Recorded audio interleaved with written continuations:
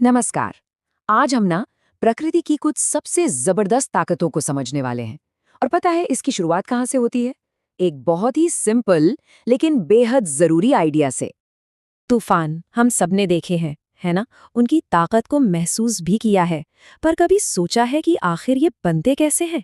ये सवाल सुनने में जितना बड़ा है, इसका जवाब उतना ही दिलचस्प है। और ये जवाब छिपा है साइंस के एक बहुत ही बेसिक से प्रिंसिपल में, जिसे हम कहते हैं दबाव, या इंग्लिश में कहें तो प्रेशर।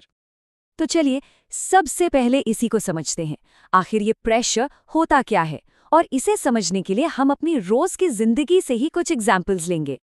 जरा सोचिए, जब हम कोई भारी बैग उठाते हैं तो उस पर एक फोर्स लगता है ना?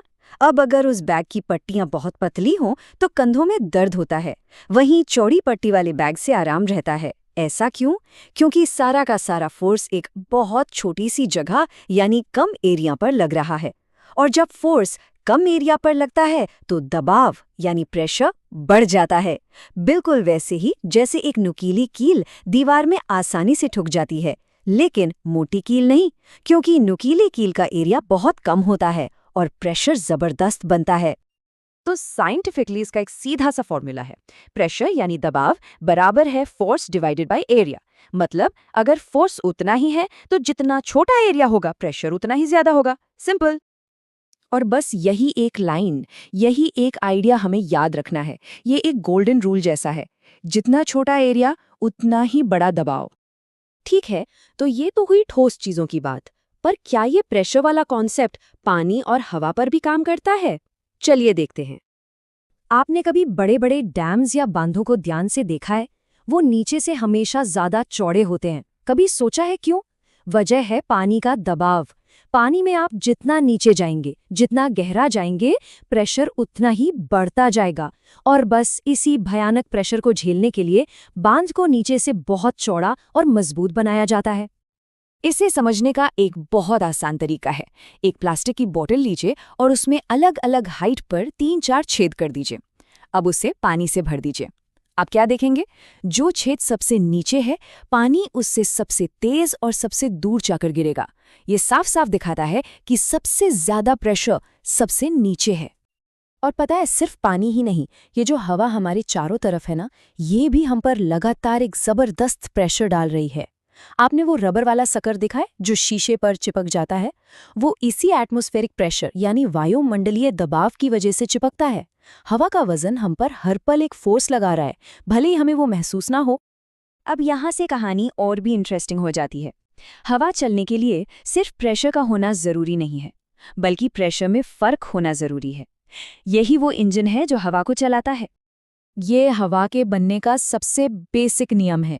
देखिए, नेचर हमेशा बैलेंस खोजती है।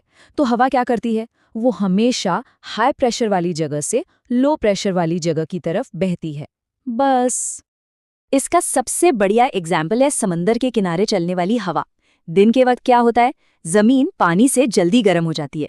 गर्म हवा हल्की होकर ऊपर उठती है तो जमीन पर बन जाता है लो प्रेशर। और समंदर का पानी अभी भी ठंडा है तो वहां रहता है हाई प्रेशर।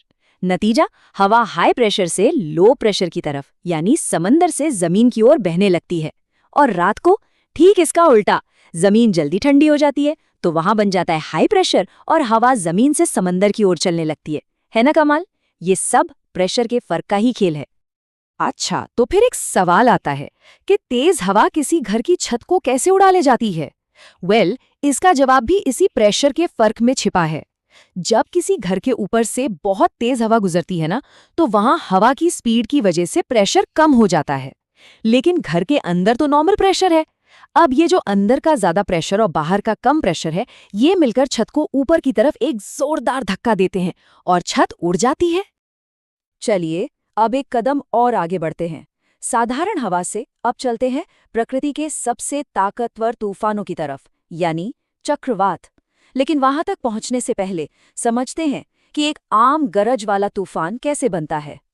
तो होता यह है कि जब गर्म और नमी वाली हवा तेजी से ऊपर उठती है तो ऊपर जाकर वो ठंडी हो जाती है और उसमें जो पानी की भाप होती है वो जमकर बादल बना लेती है। अब जब ये ऊपर उठने का सिलसिला लगातार चलता रहता है तो एक बड़ा तूफानी सिस्टम बन जाता है, जिसमें फिर हमें बिजली कड़कती और बादल गरजते हुए सुनाई देते हैं।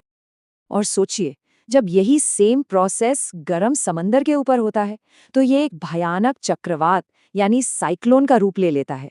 समंदर की गर्मी से उसे और ताकत मिलती है और हमारी धरती के घूमने की वजह से वो गोल गोल घूमने लगता है। और इस घूमते हुए दैत्य के बिल्कुल बीच में एक शांत जगह होती है, जिसे कहते हैं चक्रवात की आंख या आई ऑफ द साइक्लोन। ये बहुत अजीब शांति होती है क्योंकि इसके चारों तरफ तबाही मचाने वाली हवाएं घूम रही होती हैं। और हाँ, इस आंख में प्रेशर सबसे कम होता है। एक चक्रवात की ताकत बहुत विनाशकारी होती है। बहुत तेज रफ्तार वाली हवाएं, जबरदस्त बारिश और सबसे खतरनाक चीज होती है स्टॉर्म सर्ज। इसमें क्या होता है कि समंदर का पानी एक ऊंची दीवार की तरह तटीय इलाकों में घुस जाता है, जिससे बहुत भयानक बाढ़ आती है। और इसका असर सिर्फ तूफान के वक्त ही नहीं बल्कि लंबे समय तक रहता है। जमीन खारी हो जाती है, घर, सड़कें, सब कुछ तबाह हो जाता है। तो ये सारी साइंस सिर्फ जानने के लिए नहीं है, ये हमें जिंदा रहने में, सुरक्षित रहने में मदद करती है। चलिए देखते हैं कैसे। देखिए, जब हमें पता होता है कि ये सब कैसे काम करता है तो हम सही कदम उठा सकते हैं। जैसे मौसम विभाग की चेतावनियों को कभी हल्के में नहीं लेना, चक्रवात की खबर हो तो फौरन किसी सुरक्षित जगह पर चले जाना, अपने साथ एक इमरजेंसी किट हमेशा तैयार रखना, या जब बिजली कड़क रही हो तो ऊंचे पेड़ों और पानी से दूर रहना। ये सब इसी साइंस की समझ से आता है। यहाँ तक कि बड़ी बिल्डिंग्स पर लगे वो लाइटनिंग कंडक्टर्स भी इसी साइंस का इस्तेमाल करके आसमानी बिजली से हमारी रक्षा करते हैं। तो देखा आपने कैसे प्रेशर का एक छोटा सा आइडिया हवा, तूफान और चक्रवात जैसी बड़ी बड़ी चीजों को कंट्रोल करता है। अगली बार जब भी तेज हवा चले या आप किसी तूफान के बारे में सुने तो आप जानते हैं कि उसके पीछे की साइंस क्या है। और हाँ, एक बात हमेशा याद रखिए, साइंस में अपनी जानने की इच्छा, अपनी जिज्ञासा को कभी कम मत होने देना। बहुत बहुत धन्यवाद।